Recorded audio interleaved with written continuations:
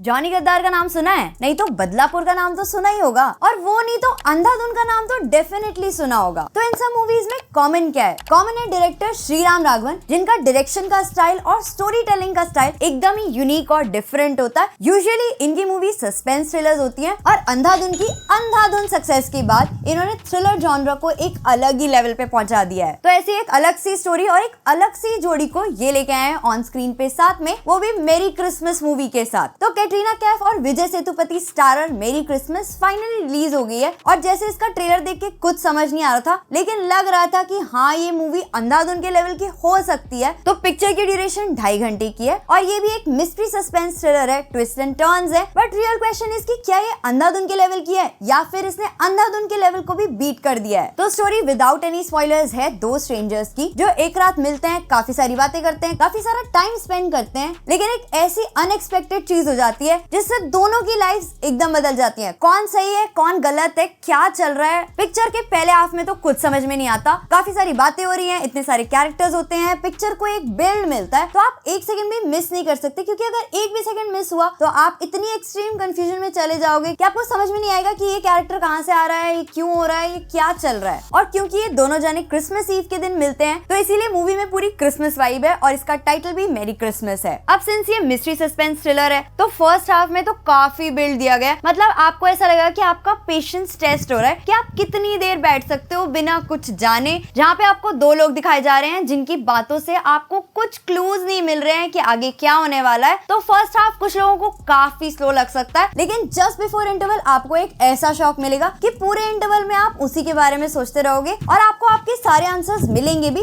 Picture के second half में जिसमें चीजें रिवील होती हैं और उसमें भी वो ट्विस्ट आते हैं, लेकिन जिस तरह का क्लाइमैक्स आपने अंधाधुन मूवी में देखा था, अगर आप उस तरह का क्लाइमैक्स एक्सपेक्ट करके चलोगे तो आप डिसअपॉइंट हो सकते हो, क्योंकि इतना बिल्ड देने के बाद अगर क्लाइमैक्स में वो सेटिस्फैक्शन ना मिले ना, तो क्या होता है वो बताने की जरूरत तो नहीं है, बस कुछ वही हाल यहाँ भी थोड़ा फील होता है। मैं ये नहीं कह रही कि क्लाइमैक्स बहुत ही खराब है या बकवास ही है, लेकिन जिस तरह की एक्सपेक्टेशन होती है कि हाँ थोड़ा और देखने के लिए मिल जाए, या कहीं पे कुछ और नया ट्विस्ट आ जाए कि हाँ भाई यहाँ पे तो अलग ही लेवल का दिमाग लगा है, तो पिक्चर वो मैजिक थोड़ा सा मिस कर जाती है। लेकिन अगर मैं मैजिक की बात करूँ तो भाई विजय सेतुपति मैजिकल है ऑन स्क्रीन। मतलब वो बंदा ऐसा है ना कि अगर कुछ बोल भी नहीं रहा है, सिर्फ आंखों से वो इतना ज्यादा इमोट कर सकते हैं कि आपको उनको डायलॉग्स देने की भी जरूरत नहीं है, लेकिन जब भी वो एक डायलॉग डिलीवर करते हैं वो इतना क्यूटली और एफर्टलेसली करते हैं कि आप उनके कैरेक्टर के साथ कनेक्ट हो ही जाते हो। और इसमें इनका साथ दिया है कैटरीना कैफ ने। मतलब न्यूयॉर्क के बाद अगर उनका मुझे परफॉर्मेंस पसंद आया है तो वो इस मूवी में है, क्योंकि उन्होंने एक्टिंग करी है और अपने पार्ट को अच्छे से प्ले किया है। तो भले ही ये जोड़ी अनयूजुअल थी, एकदम अलग ही पेयरिंग थी, लेकिन ऑन स्क्रीन कमाल करती है। और पिक्चर का जो डायरेक्शन है, मतलब उसके लिए तो हैट्स ऑफ है श्रीराम राघवन सर को, क्योंकि उन्होंने पिक्चर में काफी सारे ऐसे मोमेंट्स डाले हैं, काफी सारी ऐसे एलिमेंट्स डाले हैं जो आपको अंधाधुन की याद भी दिलाते हैं, लेकिन वहीं पर एक सेपरेशन भी दिखाते हैं कि मेरी क्रिसमस एक अलग मूवी है, और इसीलिए इसका ट्रीटमेंट भी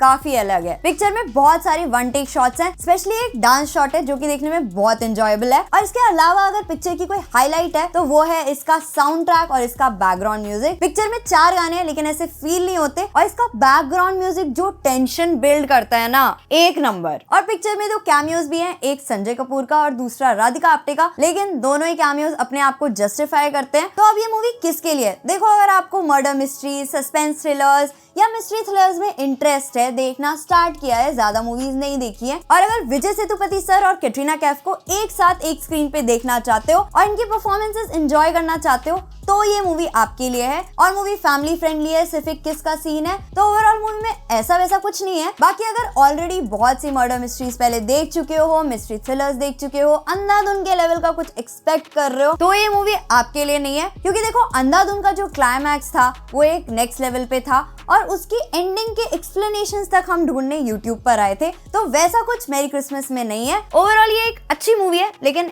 अंधाधुन के लेवल की नहीं है। और वैसे तो ये थोड़े टाइम बाद नेटफ्लिक्स पर आ जाएगी, लेकिन मेरे ओपिनियन में इसे अगर थिएट्रिकल रिलीज की जगह OTT पे रिलीज किया जाता तो इसको ऑडियंस ज्यादा मिलती।